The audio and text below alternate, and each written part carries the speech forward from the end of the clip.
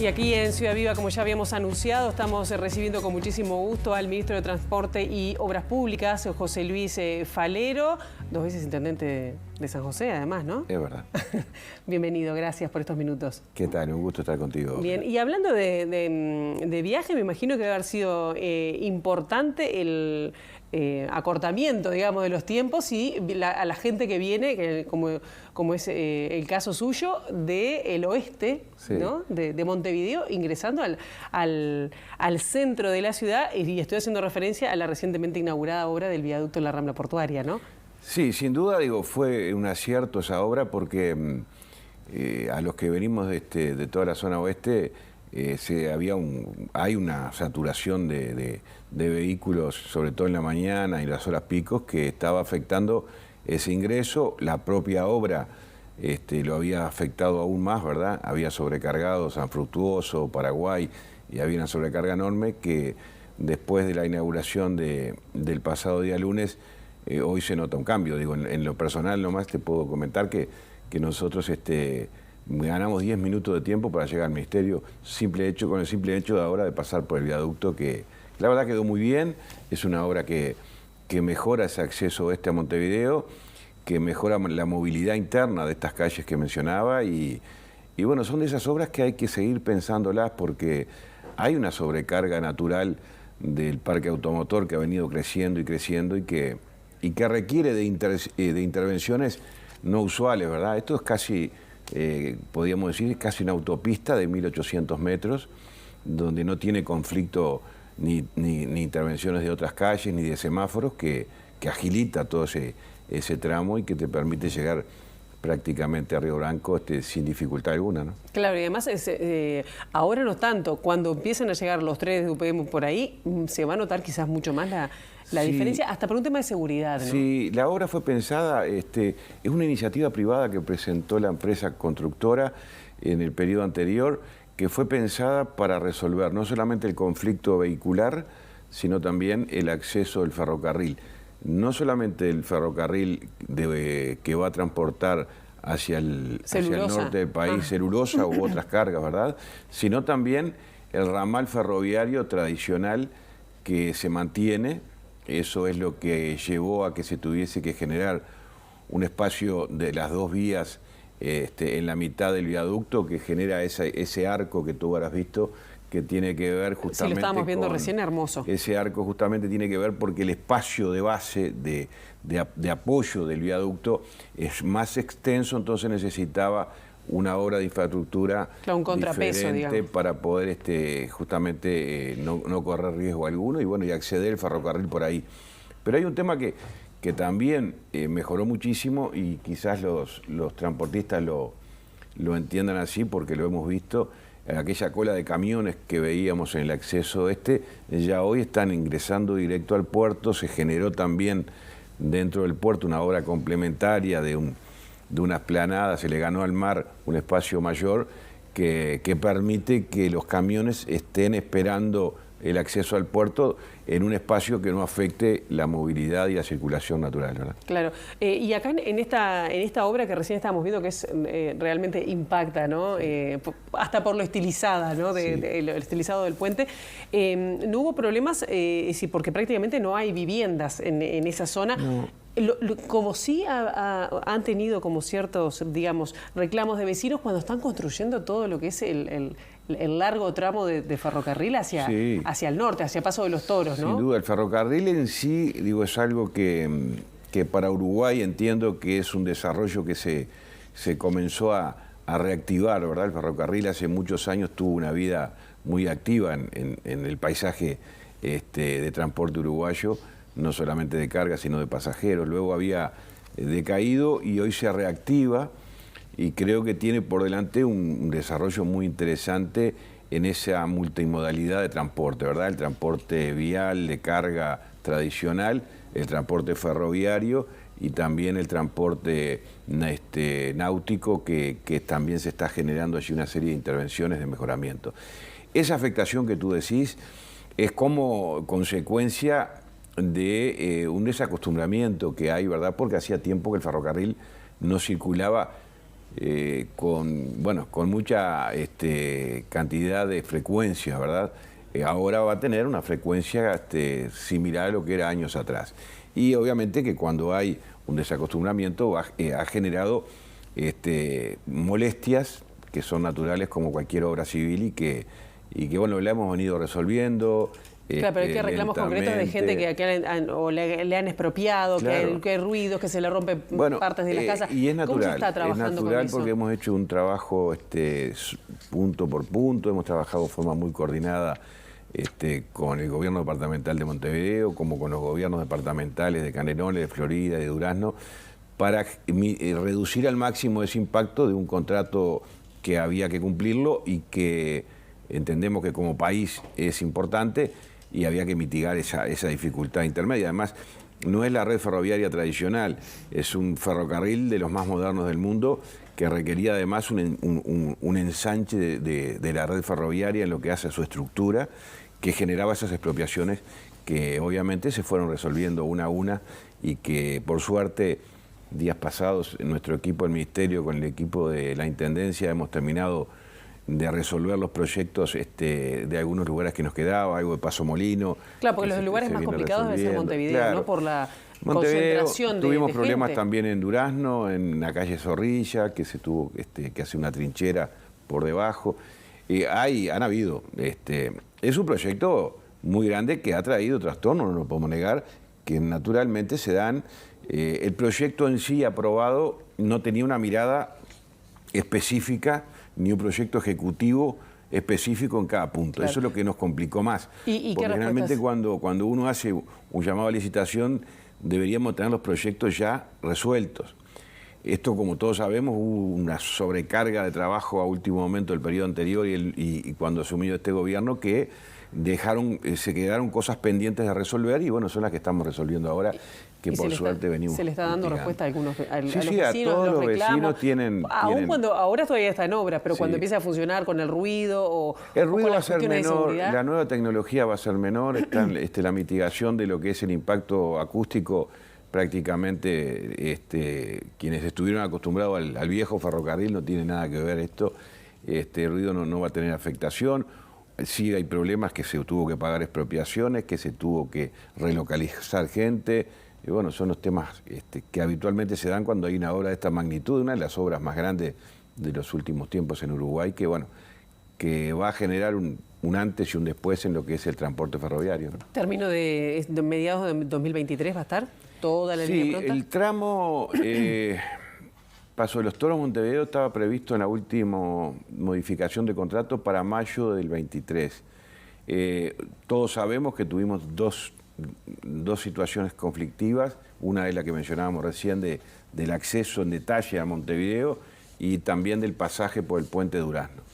Esos dos dificultades que se generaron puede generarnos alguna modificación en los tiempos en esos lugares, ¿verdad? En el resto va a quedar mayo del 23 pronto y estimamos que sí, por supuesto, en el segundo semestre tiene que estar ya todo sin problema alguno, pero bueno, puede haber alguna modificación que estamos trabajando en este momento. Ayer tuvimos reunión con el consorcio ferroviario durante toda la mañana porque va a haber que revisar antes de fin de año y fijar una fecha definitiva para que quede todo el tramo habilitado. Bien, me quedo aquí en el centro de Montevideo porque en estas horas trascendió que con la aprobación del Ministerio de Transporte, la ANP, la Administración Nacional de Puertos, va a convocar una licitación para 2 muelles del puerto de Montevideo, ¿puede ser? En lo que ocupaba Montecón. Montecón, sí. Ocupa todavía. A ver, Montecón tiene más de 2 predios y tenía una adjudicación directa por resolución renovable cada 90 días. Nosotros, ya el gobierno anterior había hecho una licitación y nosotros cuando asumimos dijimos que esa situación de renovación automática no es lo conveniente y le transmitimos al puerto que pretendíamos que se licitara. Posiblemente quien está con mejores condiciones para quedarse es la propia Montecón, ¿verdad? Pero es una licitación que le da más garantía a la empresa, le da más transparencia a los procesos de adjudicación de espacio portuario y creo que es lo más saludable. Ya había habido uno de los predios que se había licitado en el gobierno anterior, y creo que ahora el proceso que se va a ir dando es, en la medida que vencen esos permisos transitorios, se licita con más tiempo. Claro. Y bueno, y vamos a tener también una mejora de los cánones, ¿verdad? Que generalmente cuando hay una licitación hay puja y podemos mejorar también los ingresos del propio puerto, ¿no? Bien, y el puerto trascendió, aunque creo que no ha ingresado todavía de manera formal, que una ganancia extraordinaria, es decir, fue un año extraordinario a nivel de lo que es la ganancia de la terminal Cuenca del Plata, que se dice que las utilidades fueron de 60 millones de dólares y una parte, un 20% le toca como parte del Estado al puerto de Montevideo. Es bastante interesante, digamos, esa ganancia, que si la proyectamos a los 60 años, sí, son 3.600 millones de dólares, sí, solo de utilidad. Claro, es una mirada interesante que a veces con la discusión, que a veces nos lleva a toda la discusión política, no vemos, como decimos siempre, el bosque y lo conveniente para el Estado uruguayo, que somos todos.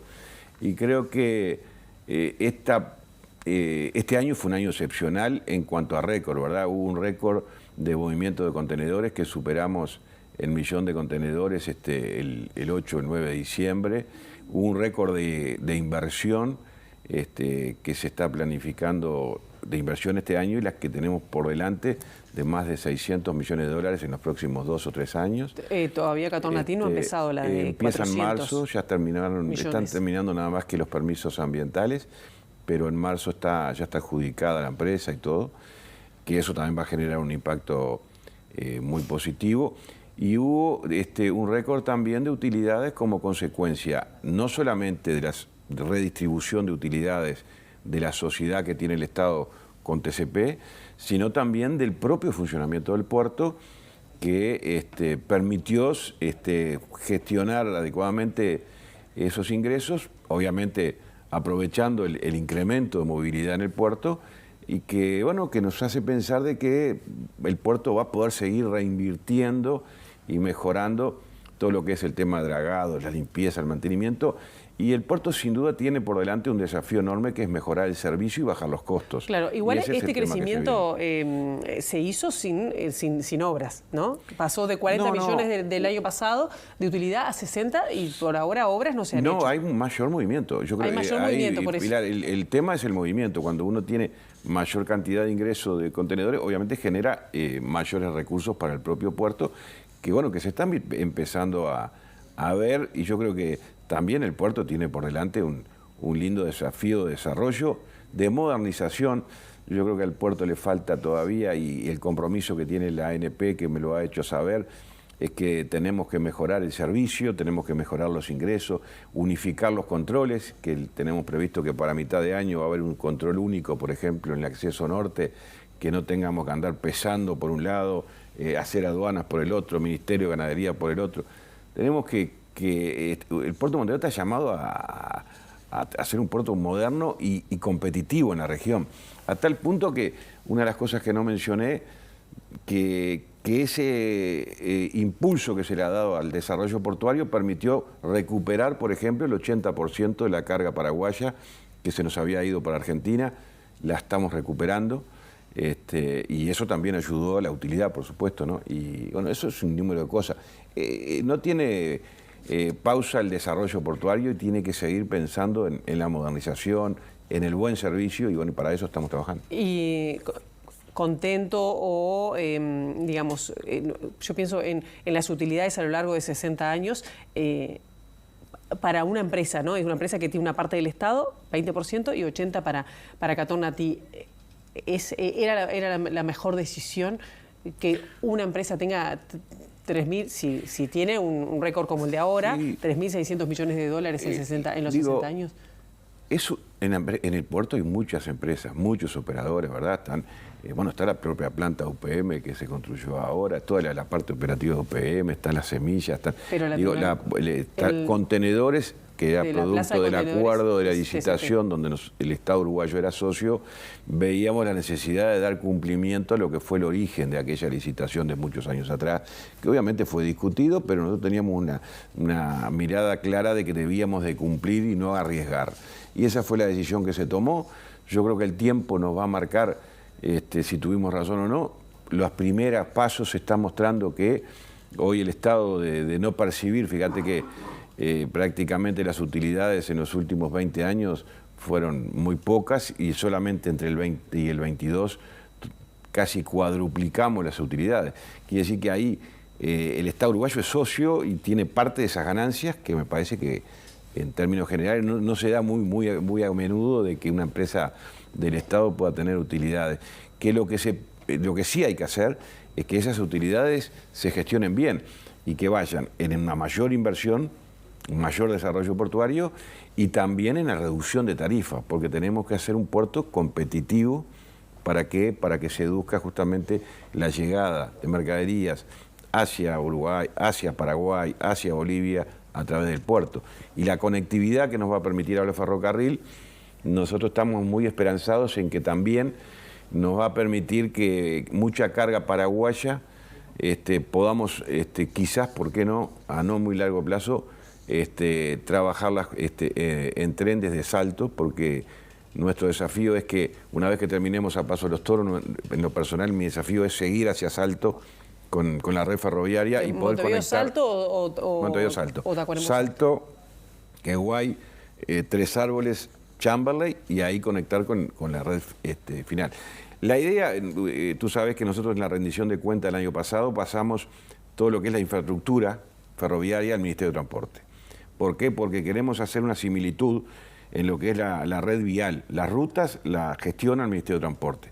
Ahora, a partir del 1 de enero, de acuerdo al artículo que se aprobó en la última rendición de cuentas, queremos que también la red ferroviaria la podamos tener, empezar a generar inversión para que tengamos, como tenemos rutas primarias y secundarias, queremos tener red ferroviaria primaria, que va a ser la del ferrocarril central, la más importante, pero también tener red ferroviaria secundaria, donde se pueda conectar a la misma y generar un desarrollo que nos permita también alivianar un poco la sobrecarga que tienen las rutas hoy, ¿no? Claro. Y antes de dejar el puerto de Montevideo, hay un recurso, por lo menos, contra este contrato, ¿no? ¿Qué previsión tiene el Estado, el Ministerio de Transporte, en caso de, contra la legalidad del contrato, si se declara legal o si se declara ilegal? En cualquier caso, bueno, a ver, puede llegar a enfrentar juicios, ¿no? Si es legal, Montecom o bien, no, digo, o el tema, puede estar cualquiera, vamos a entendernos, reclamaciones hacia el Estado es válida que se den en cualquier decisión que se tome. Tú sabes que la decisión que tomó este gobierno fue por dos razones. Una es porque entendíamos que debíamos de hacer cumplir una licitación que no se había cumplido en su totalidad, y la otra que también teníamos ahí algún riesgo de iniciación de algún juicio que, de acuerdo a los asesores jurídicos, se entendió que no era conveniente transitar ese riesgo. Pero puede darse, como tú decís también, una afectación que puedan mostrar otras empresas dentro del puerto, como Montecom u otras, que se verá y habrá que trabajar en la defensa de cada caso. Nosotros entendemos que en ese aspecto nos asiste mayor la razón. ¿Por qué? Por lo que te decía anteriormente, porque eran contratos muy cortos, que todos los ministros, yo mismo he renovado algunos, ¿verdad?, mientras se hacen los procesos de licitación. Son contratos cortos que tampoco le brindan seguridad al operador portuario, ¿no? Porque no es que tampoco este gobierno haya dicho, tomamos la decisión y se van, no. Hemos venido renovando y uno ve hoy, yo que lo veo desde mi despacho, veo trabajar a Montecom, veo trabajar a TCP y veo un movimiento en el puerto que ojalá se siga dando, ¿no? No se trata de que unos sí y otros no. Claro. Es parte de esto. Montecom también tiene desarrollos en Nueva Palmira. El Uruguay tiene que estar abierto y ofrecer la posibilidad de que se desarrolle en forma muy amplia todo el tema portuario, ¿no? Dejo el puerto de Montevideo, me voy a otro lugar donde sí va a instalar un puerto, que parece que no, porque ayer recibimos una comunicación de la Rambla Sur, que mantuvieron una reunión con el Ministerio de Transporte, que, bueno, finalmente se va a construir una especie, se va a abrir al público, no va a haber una terminal portuaria en el dique Maguá. A ver, yo ayer leí ese comunicado. ¿O no es así? Y no es totalmente lo que dice el comunicado. Yo lo que les transmití a los vecinos es que la iniciativa del gobierno, que es sacar lo que es la terminal de pasajeros, yo entiendo que es una iniciativa que el país la necesita. Estaba pensado en hacerse en Magua, producto de una iniciativa privada que había presentado una empresa al Ministerio de Transporte, al Poder Ejecutivo y a la Intendencia. López Mena, en ese caso. No, la que estábamos analizando ahora. López Mena fue en el periodo anterior, que tú te acordás que después tuvo media sanción en el Parlamento y quedó sin efecto. Cuando nosotros asumimos, teníamos una iniciativa privada encima de la mesa de otras empresas, una concesionaria de empresas que tenía un desarrollo inmobiliario en Montevideo, donde estuvimos trabajando también con la Intendencia, la posibilidad de generar un desarrollo de construcción de edificios, desarrollo portuario, era una iniciativa muy interesante y mejoramiento del espacio Magua. Eso estaba muy interesante, lo analizamos con mucho cariño porque ahí nosotros sacábamos el puerto de pasajeros y generábamos ahí un menor riesgo de que hoy se tiene ese cruce. A mí no me convence el cruce de pasajeros con la carga dentro del puerto. En ese momento se analizó y la propia iniciativa privada preveía hacer las escolleras para el atraque de buquebuso del operador de ferry que pueda tener, porque no puede ser uno solo, pueden ser los que quieran presentarse. Y lo habíamos analizado con mucho cariño, pero ¿qué pasaba? Para que cerrara la ecuación económica de la empresa, nos pedía la concesión de la terminal de pasajeros en favor de esta inversión y después nos pide también la concesión de Colonia. Y nosotros no creíamos oportuno darle la concesión de Colonia y Montevideo para una inversión solo en Montevideo. Entonces le dijimos que lo revisaran, que nosotros, si fuera por la concesión solo de Montevideo y con eso cubriera la obra, estábamos dispuestos a analizarlo. Según parece, los números no dan, entonces nosotros en el presupuesto nuestro no tenemos el dinero para la inversión, entonces le dijimos, bueno, presenten por lo menos el mejoramiento de Magua, que es lo que estamos a la espera.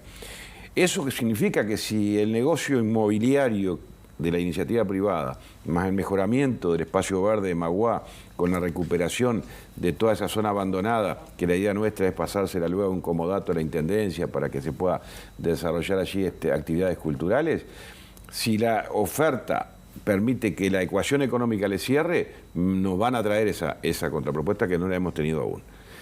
Eso significaría que en este periodo de gobierno la etapa puerto no estaría. Pero no quiere decir que nosotros dejemos de lado lo que es de nuestro interés, que en un momento el país en algún momento va a tener que resolver el tema de la escollera. Pero no sería en ese lugar. Perfectamente ahí. Puede Tiene ser estudios o sea que no lo descarta. No, yo no lo descarto. Por eso digo que creo que es quizás capaz un error de interpretación. Yo dije, lo descarto en este periodo. Pero no descarto que el Uruguay, no estaremos nosotros.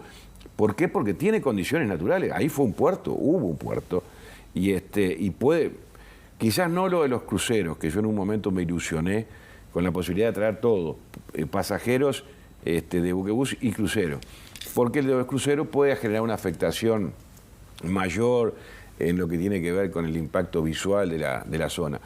Pero no descarto que se pueda dar una primera etapa y que en algún momento el gobierno futuro pueda activar la segunda, que no genera una afectación mayor, lo que genera es una mayor movilidad en una zona que está algo caída. Pero si podemos lograr por lo menos la primera etapa... La primera etapa entonces sería el mejoramiento del lugar, me parece que sería una linda cosa, contemplaría de alguna manera lo que algunos vecinos entienden que se debe hacer, y yo creo que también todos los que pasamos por ahí vemos que es un lugar que debería tener una intervención, pero no descarto que también el desarrollo en el futuro pueda llevar a que se utilice ese lugar como puerto. No puedo descartar una cosa de esa porque tiene condiciones naturales y también tiene estudios ambientales que permiten un buen atraque con la seguridad. Estamos hablando de pasajeros de ferry, no de claro. Eso sí, lo de los cruceros me han hecho saber que es más complejo, requeriría una escollera mucho más amplia, y ahí podía generar una afectación que no queremos tampoco que tenga interferencia en lo ambiental. Claro, López Mena había ofrecido, no sé si fue a principios de este año, dinero para hacer un parque porque había escuchado a los vecinos.